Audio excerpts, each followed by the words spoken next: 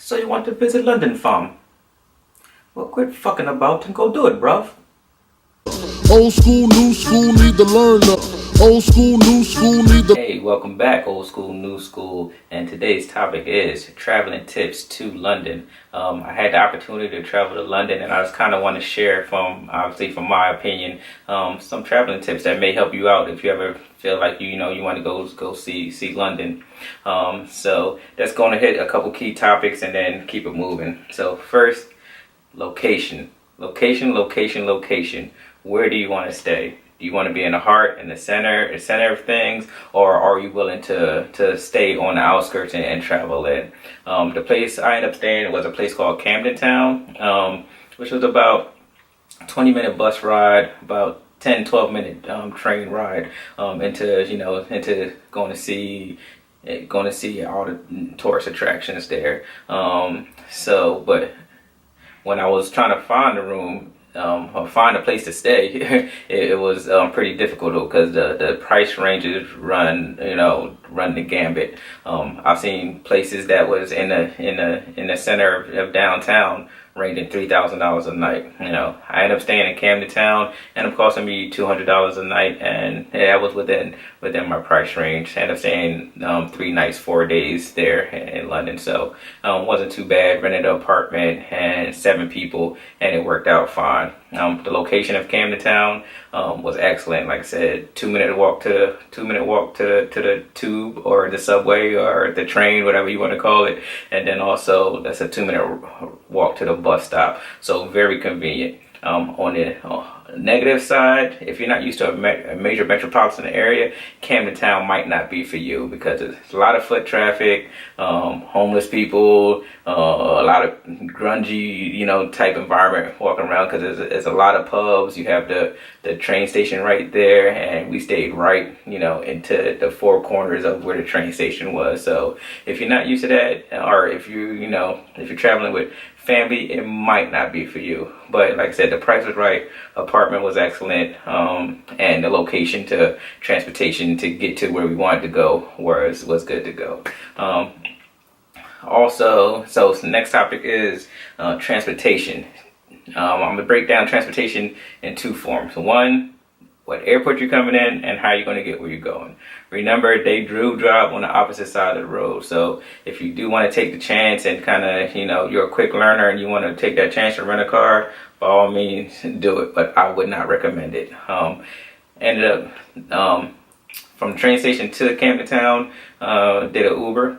And that actually, it was worked out because between the Uber and what we would have paid for the train, the bus, because you had to take a bus and the train, and then to get to Camden Town, it ended up, kind of costing the same. But with the Uber, we got dropped off right where we needed to be, so definitely convenient. But there's many airports in London. We went to Stansted Airport, which was about an hour away from where we were staying. So getting an Uber was definitely convenient. Picked us up right from the airport, dropped us off right where we needed to be to get the key. So that's just from my experience, and obviously staying in Camden Town. Then last, what do you want to? You got to have an agenda. What do you want to get out of it? Is it, because that's definitely going to affect your price range.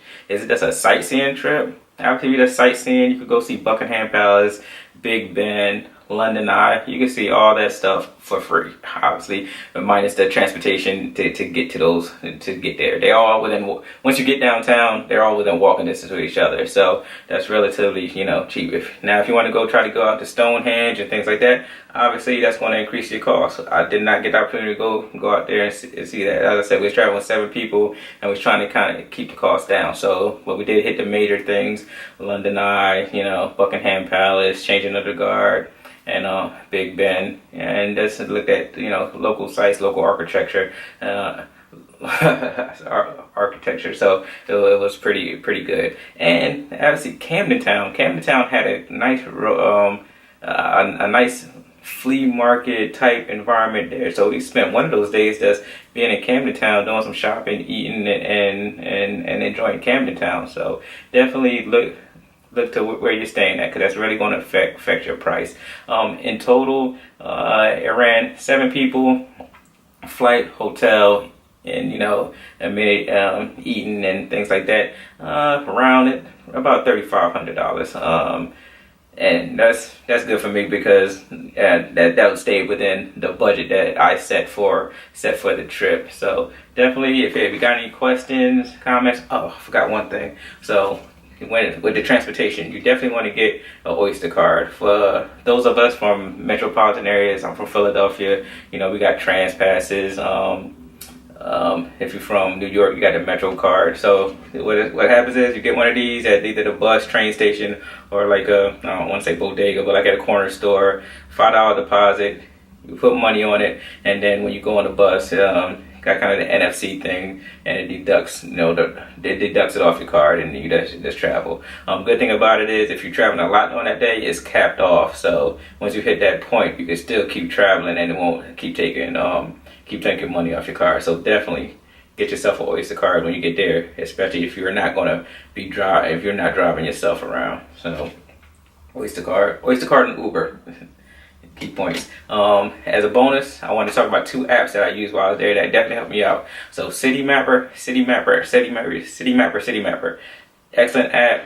Has all the public transportation you need, information that you need, and it's turn by turn. So if you're not really comfortable with public transportation, use that app. It'll get you where you're going, and you can use a GPS. And once you're on the bus, it'll tell you when to get off, and if you gotta connect, it'll tell you when to connect. Also, there's an app in the App Store also called Detour.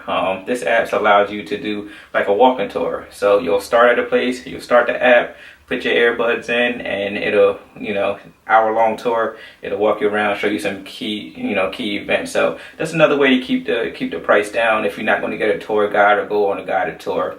Also, the double-decker bus, their regular buses are double-decker buses. So if you just want to ride the bus, just do that. Or unless you want to pay the extra cost to ride a double-decker bus with the tour. It's not even a tour guide. It's more it's an audio guide while you're riding around. So thanks. Been trying to get this video out for a while. I actually did one already, but there was something wrong with it, so I ended up doing it again. But hey, thanks. Tell a friend to tell a friend. Question, comment, like, subscribe. Appreciate you. Out.